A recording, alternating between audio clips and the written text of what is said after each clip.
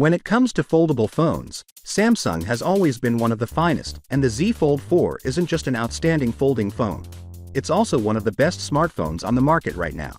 But there's always something newer and better in the works, so it's time to look at its likely successors, the Galaxy Z Fold 5. The next generation flagship foldable is still months away from its introduction, but there are plenty of speculations flying around about what to anticipate.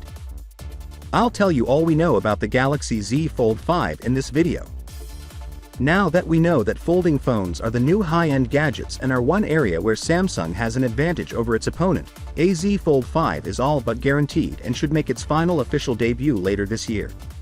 It will be a some time until the new Fold is released, but there have been a few reports about what Samsung wants to include in the update. First and foremost, we examine the leak-proof design in partnership with Clever. Prix has a design that is quite similar to the previous generation. A similar form can be seen in Ice Universe's first glimpse at a probable protective cover for the phone. Ice Universe also claims that the Z Fold 5 will retain the same IPX8 water-resistant rating as the Fold 4. That signifies a high degree of waterproofing but no formal dust protection. Backing up the assertion from both the Korean side and the Ice Universe that Samsung is going to a water drop-like hinge design that will finally let the foldable to seal completely shut. In terms of display, the phone will have a comparable size to the previous generation, with 6.2-inch and 7.6-inch screen sizes, according to Ice Universe.